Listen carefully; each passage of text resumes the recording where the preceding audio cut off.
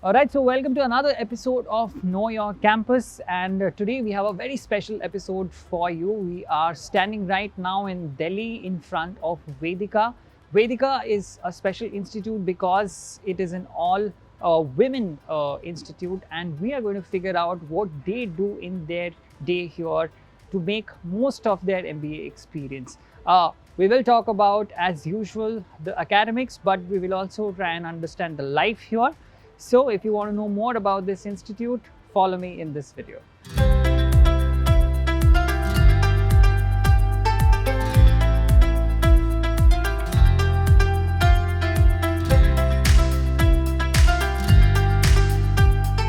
Alright, as mentioned, we are inside this particular institute now, and right now I have with me Samira. Samira is a student of Vedica. Thank you very much, Samira, for joining us. Thank you for having me. I'm really excited to have this conversation with you. Samira, tell me a little bit about you and at what point did you think that Vedica probably is the right choice for you? I will start from the beginning. I went to Lady Shri Ram College. I did my bachelor's in political science. I graduated. I knew that I wanted to work before I decided upon my next degree. So I worked in the corporate sector. And my last firm was Elevation Capital in Gurgaon. And while I was working there, I was researching on, doing my MBA. I was thinking of writing my CAT. I was also looking at other colleges.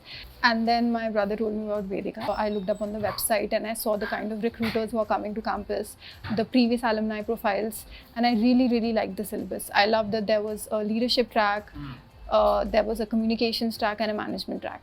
So tell me a little bit about if somebody has to find this place on Google Maps, what should they be typing? Where are we exactly in terms of the place in Delhi, and how big is this campus? Campus is in this wonderfully good location in South Delhi. It's a major commercial and residential complex. We have the erstwhile Qutub Hotel over here. We have restaurants. Vedica is one of the buildings inside the complex. I think it's very, very easy to find in Delhi. What, according to you, makes Vedica special for you individually? What did you find here after coming in here that you probably thought that you belong here?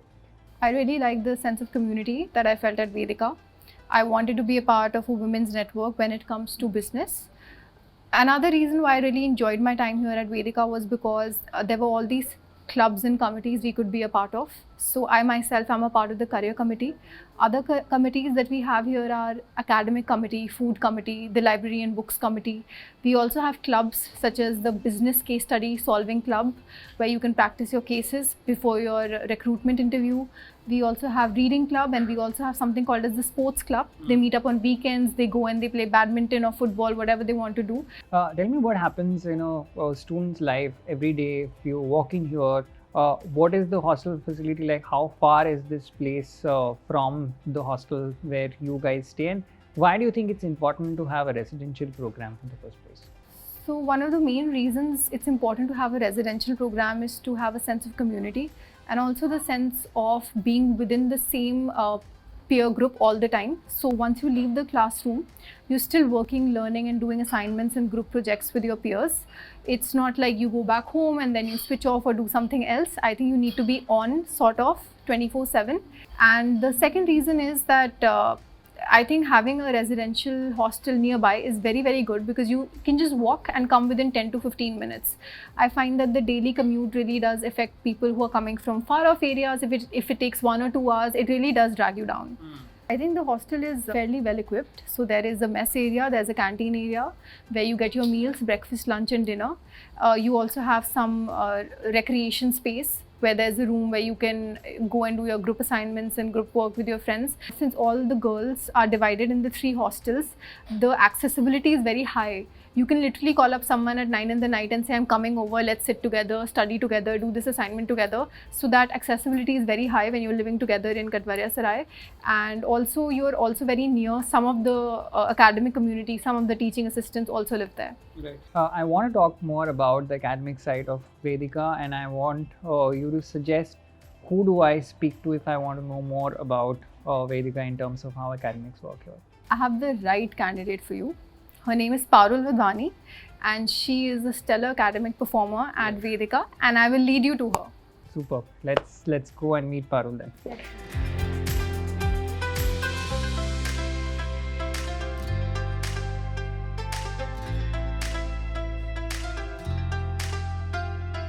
Okay, Parul, Samira told me that if I have to really talk to an academic person in this particular section of our KYC, it has to be you. So, welcome to KYC. Tell me a little bit about yourself first, and then we'll begin this section with you. So my name is Parul Vadwani. I'm born and brought up in Delhi. I did my schooling from St. Xavier's, Kashmiri Gate, and then I pursued my BCom honours as my graduation subject in Delhi University. Post that, for a couple of years during the COVID period, I attempted for the civil services examination, which if it couldn't happen the way I wanted, I came to Vedica for my MBA because it gave me the perfect mix of from BCom honours management and from civil services, the liberal arts, plus the communication and personal growth track.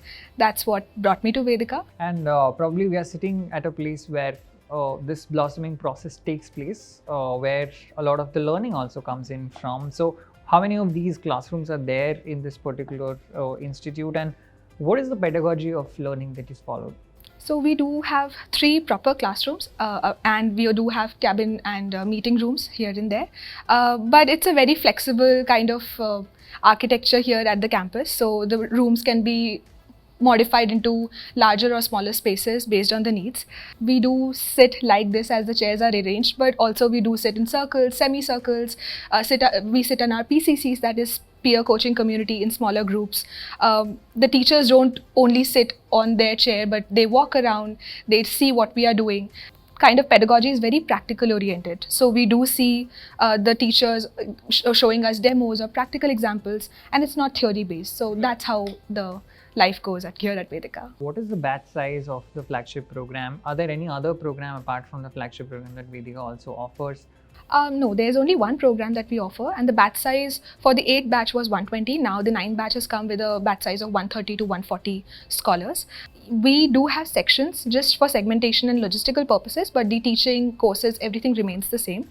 And for some customization, I would say, we do get divided into different groups. Like the section can be even divided into 30 people, 40 people, so that some personalization can be offered to the scholar in terms of, like, we have our Vedica Communication Center for special focus on communication at different levels. We have Vedica Quantitative Center. So for that purposes, the batch can be divided, but more or less the curriculum remains one and whole. How much of a diversity you find in terms of people coming in from different geographical locations as well, because that also adds up to the entire mix of, you know, in a B school, because you get to know from a far east perspective what's happening in your own country, to a very down south if something is not working or working.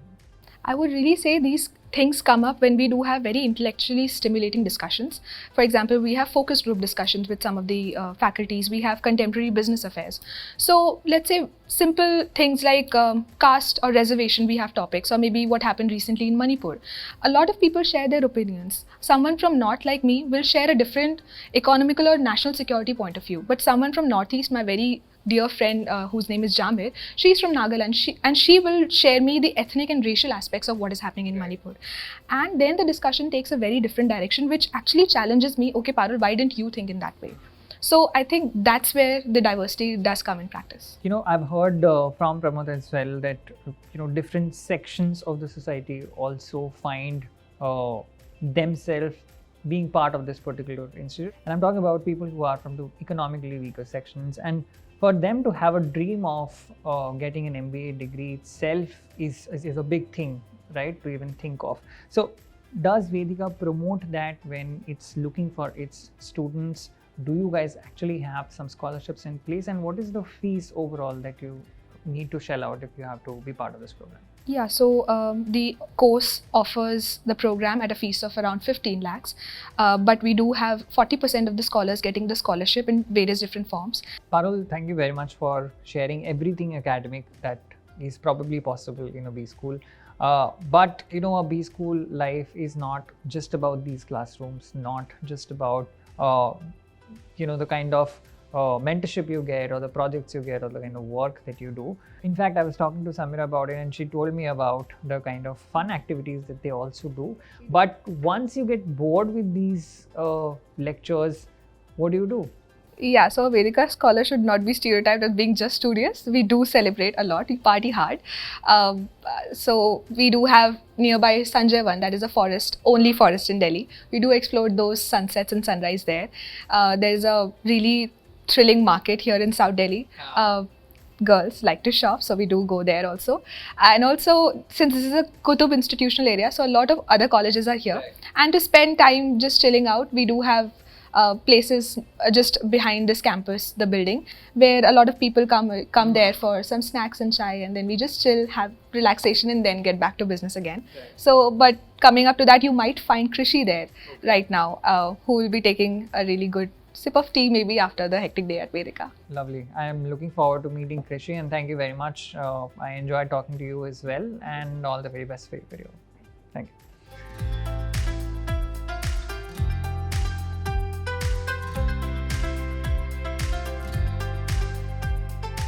Okay, Krishi, Parul told me that I will definitely find you here, and that's exactly the case. We probably are a little tired now because we have been looking around in your campus and trying to understand how it functions. But what I want to understand more is not just the academic life, but the life beyond it. And I probably think that this is the best place to talk about that. So tell me what exactly happens. Where are we sitting right now? I can see a lot of other institutes, you know, pretty close to me. So what is this place? So this place is Tankush. It's like right behind Vedica, and it's a 2-minute walking distance. So whenever we have like longer lectures, we tend to come here, have chai, coffee, and they have like really good parathas. And in fact, we have other institutes here as well. We have IFT, we have IMI, there's IIT over there. So we tend to interact with peers from other colleges as well.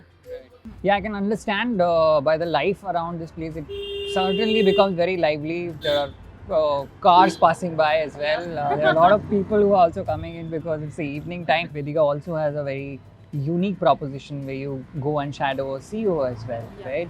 Let's talk about that. What was that experience for you before we move on to the placement bit? So I'll explain you what shadow is all about. So we get to shadow a woman leader who's at the CXO level position. For me, I was shadowing Moon Roy, who's the head HR at Mahindra Home Finance. So we get to be with her. It's like being a literal shadow to her. So you get to see how she works on a day-to-day basis, the kind of interaction that she has with multiple stakeholders. And also, I come from an operations background. I was shadowing someone who's in the HR field, and I did not think that I'll do great. And in fact, to my surprise, I really liked HR, and I was given an individual project. I gelled up well with the team. So it was a corporate experience. I have worked in a startup. I had never worked in an MNC before. So it was a fulfilling experience altogether. Okay, Krishi. So talking about network, your alumni network becomes probably one of the strongest things that you come for in a B school. And this B school not being very old. And in the last 8-9 years of this institute's existence, I'm sure that there are people who are working in prestigious positions. So who are some of these notable alumni if I have to talk about Vedica? I'm glad you mentioned, because before joining, I did go through a lot of profiles on LinkedIn, and in fact, I remember a few of those. Sia, who was doing a very interesting role at McKinsey, Shashi, who was working at PayPal, and in fact, Parul, who was working at JP Morgan. To see such diverse roles taken up by Vedica Scholars, it was really interesting and incredible. And in fact, I did speak with a lot of alumni, and they were really supportive. They told me each and every thing about Vedica, and that's the main reason why I joined Vedica. Let's talk a little bit about what exactly happens in this institute with respect to the summers or the final placements. Which are some of the companies that come in here and take students from here, and are we talking about when you're talking about numbers for Vedica? Okay, so I'll talk about the companies first. We have a good mix of various companies. The big four, KPMG, Deloitte, EY. In fact, we also had Decathlon this year, and other high growth startups like PayU, Smitten. So they come to the campus and hire for various roles, majorly operations, marketing and HR. And talking about the numbers, so the highest CTC was 21 lakhs and the average is 11 lakhs. All right, thank you very much, Krishi, for sharing this information, and all the very best for your career ahead. And I hope that the juniors that come after you, you become the mentor that you probably had at this particular place. We broke the format this time around because we also are in a place that is breaking the norms in terms of management education is concerned. And if you want to know more about this particular institute, there is a link in the description. Go check that out. Do tell us what you liked about this particular episode, or if you have any questions, do let us know in the comments as well. Thank you very much once again, Thank you so Krishi, much, Paul. and it was nice meeting you. You too.